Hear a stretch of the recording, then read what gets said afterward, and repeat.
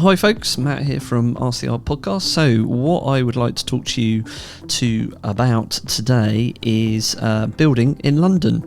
So probably about 70% of our clients reside in the Greater London area, and I was speaking to a friend of mine, Kevin, who works in London at the moment, and he's always completely flat out, always stressed up to the eyeballs.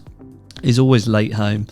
His missus is totally fed up. He's got a really, really fast-paced life, and to be brutally honest, it's definitely not for me, that one.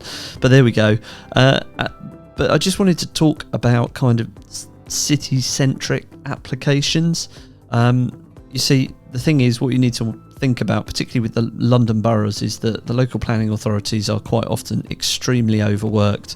The volume of applications that they see coming through on a day-to-day basis is just kind of off the chart, and most local London boroughs might only have a single tree officer. Sometimes they've got supporting staff, but there might only be 3 or 4 people within the whole tree department, and they're obviously dealing with hundreds of thousands of applications.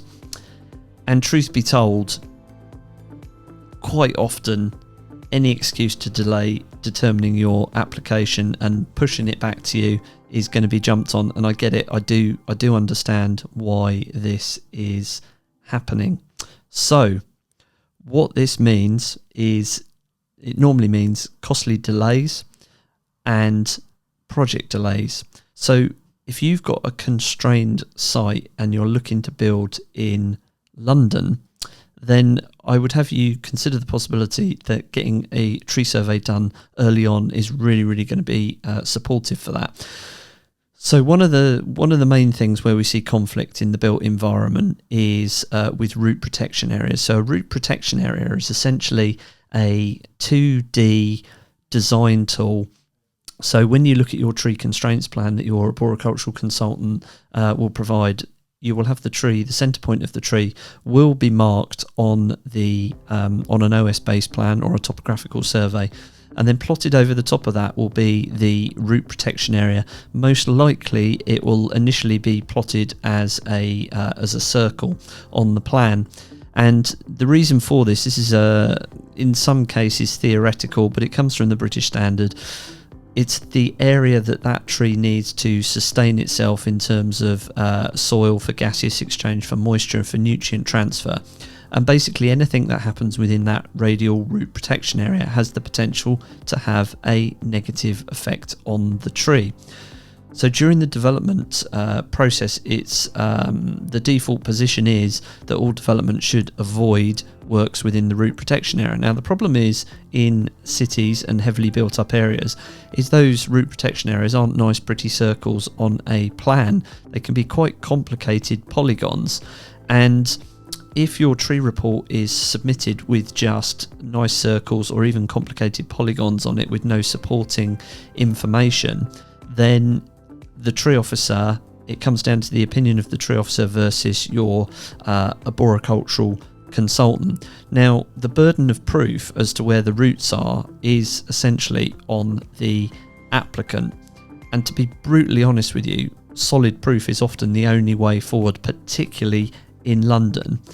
Now, luckily, there is a solution to this. There's obviously a cost involved with these things, as there always is. But what you can do is, if it's feasible, you can use a tool called a air spade to disrupt the soil, excavate the soil in a non-invasive way so it doesn't damage the tree roots. And by using an air spade, you can demonstrate on the foundation lines exactly where the root mass is or isn't. So if we can prove to the local planning authority that there are no tree roots where you're proposing to develop, then obviously that will strengthen your application. If an air spade isn't possible or cannot be used because you've got existing hard surfaces which can't be lifted, so tarmac pavement, block pavier driveways and that kind of thing, the other option is ground penetrating radar, which is exactly as it explains. There's only a few specialised contractors within the UK that do this, and we work with a guy down in the London area that supports us with our applications. And essentially you have a ground penetrating radar on a cart, and that can be moved backwards and forwards in transects over the hard surface area, and we'll build up essentially a 3D model of the root mass. In terms of costs, air spade and ground penetrating radar are probably similar, to be honest.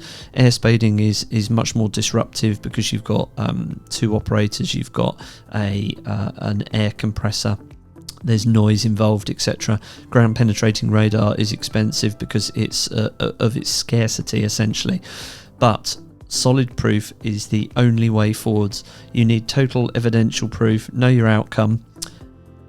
If you can prove exactly where the roots are of those trees and that you're not going to damage them in any way, shape or form, then that's going to stand your project in good stead. So that's all I've got for you today. Remember, trees first, not last, and I will speak to you soon.